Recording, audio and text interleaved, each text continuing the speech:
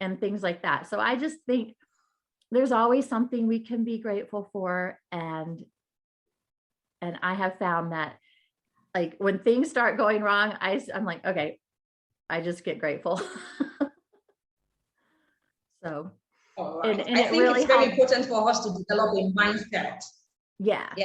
I think mindset also comes to play here, right? We need to develop the mindset of gratitude, right? And also positive outlook. Because I quite understand that giving thanks or saying say gratitude help one to at times. Do you agree to this? Yeah, I know you will. Definitely. And humans have what's called a negativity bias. Like we just generally see kind of the bad stuff more than we see the good stuff. It's just how our brains are wired. I think it goes back to, I don't know, the caveman days where we had to look out for tigers or something. Right. And so it's just easy to kind of be like, oh, I have to go to the store and I have to pay the bills and I have to do all this stuff, instead of thinking like, I get to go to the store and buy groceries. How lucky am I that I get to, take my car to the shop and get it fixed. This is stuff other people can't do. That's right. Right.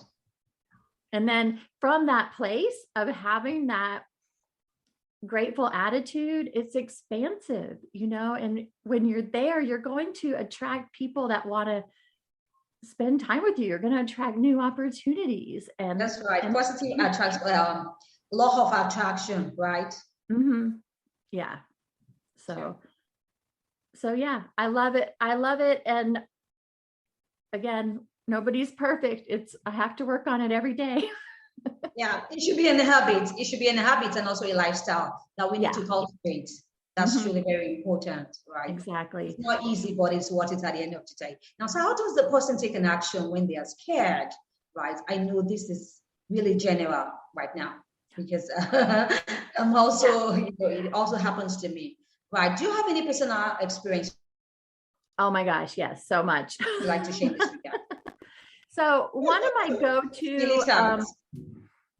go-to things when I'm scared is to really think about, okay, if I do this thing I'm scared of, what's the worst thing that could happen? Because usually we're making a bigger deal of it than it is. If I do that interview or make that Facebook Live video and I look like a complete idiot and I mess the whole thing up, like what's the worst thing that would happen?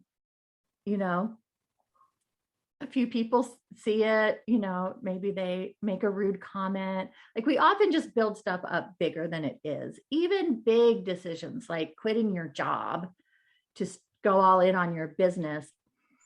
I'll really think, what's the worst thing that could happen? I could lose my house. And I go through all these things that could happen. And then I'm like, would I be okay with that? And how would I handle it?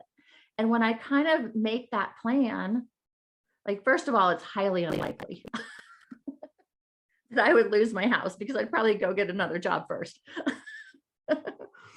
But it's like our minds want to convince us that like we're going to die. And that's how we feel. And when we can really just put logic on it, like the worst thing that's going to happen is, maybe you'll lose some money. You might have to owe the bank and pay it back. Or you might have to go get another job if it doesn't work out. And when we put those things in perspective and we think, well, am I willing to do that? Would that be okay with me?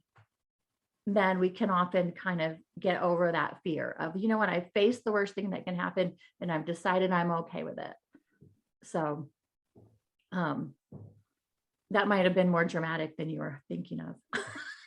Right. So Gail, now you're trying to tell us that we can take a risk, right? Yeah. But calculated risk, right? Yeah. And we often overestimate the risk, the level of risk. Like publishing a blog post, very low level risk, but we will sometimes procrastinate on it for months. Sure. So I think putting that into perspective and then saying, and also what's the best thing that could happen? If I publish this blog post, it might help somebody, And so there was something I used to take business classes from a woman, and she would say, don't hide your brownies. Like, you could be the best at what you do, but if you don't get out there and tell people about it, you can't help anyone. Nobody will ever know that you make the best brownies on earth.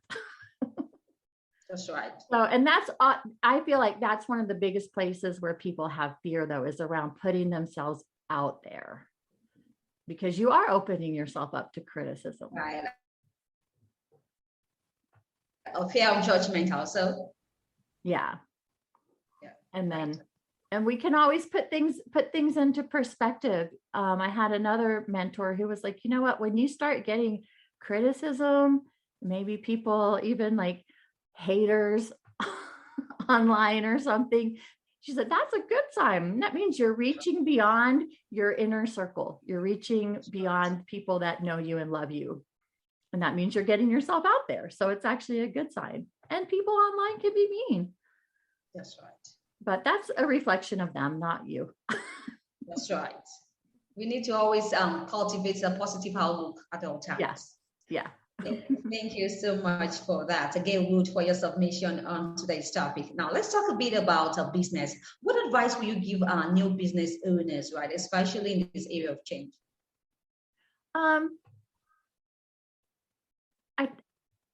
My best piece of advice is to keep going. I mentor small business owners and online business owners, and what I see is people that give up too quickly. Of course, we want fast results. Of course, we want, to start making money in 2 months or 3 months, but that's sometimes not realistic. Marketing activities take a while to work sometimes. If you go to one meeting of your chamber of commerce and you don't get new clients, well, that's probably normal. So keep going. If you go for 6 months, people start getting to know you, then you'll start seeing the results. So I would say, have realistic expectations and don't give up too soon. Anything you're doing that's new, I would give it at least 6 months before you change gears and say, this isn't really working. Sure. Besides, it's not that easy to build a brand, so it takes time. It does. It takes a lot more time than we wish it would take. That's right. That's right. That's right. Consistency and persistency is the name of the game. Mm-hmm. And while you're doing it, take care of yourself and don't let that affect your, self-esteem and right. Everything, like focus on what you are doing and not on what's not happening. That's right. That's right. You get it, Gael. Do you have any projects in the pipeline you like to share? Any what? Any projects you like to share? Oh yeah, I do. So I've been writing books. In 2021, I wrote 6 books, and that was a big goal that I set. Actually, my goal was 12, so I only made it halfway. But but I have a free ebook on my website about decluttering your schedule. So it kind of takes you through the whole process of decluttering your schedule and finding time to work on the things that are important to you, to spend time with the people that are important to you. So yeah, I'd love to invite everybody to come over and get a copy of that at elevatewithgael.com. Right. Any parting word you like to share? I have also my other ebooks are there, my business mastermind, and then I just started a brand new project called the Monthly Challenge Club. So one way that I've started a lot of my habits that I feel like contribute to my success is by challenging myself. Like, I'm going to do 10 marketing activities a day for a month. And then by the time I'm done with that, doing more marketing activities each day has become a habit. So I started the Monthly Challenge Club to create just fun challenges for people to do, to get out of their comfort zone, and try new things. So that's on my website as well. Right. Now, Gail, challenging yourself and having expectations, right, on yourself. Mm-hmm. Are they interwoven? Is there any correlation? I definitely, yeah, I think so. I think that's my personality is I like a challenge. If you tell me I can't do something, that makes me want to do it 10 times more. All right. How about raising expectations on yourself? Is it healthy? Is it healthy? Definitely. I think so. And I think it has to be mixed though with, if you miss a day or a couple days, just, jump right back in there. Because I think beating yourself up over not doing it is not healthy. But I think, setting challenges for yourself is very healthy. Yeah. So thank you once again, Gail Wood. I really appreciate your submission on today's topic. And I really had a great time, I tell you. Can you provide your social media links and your website proper to my audience who would like to connect? Yeah, so on Facebook, you can find me at Gael Wood Success Coach. My website is elevatewithgael, GAEL.com. Instagram is elevatewithgailwood. Right. So yeah, come hang out with me. Sure. Say hi. We will. Wish you best of luck in all your projects, Gail.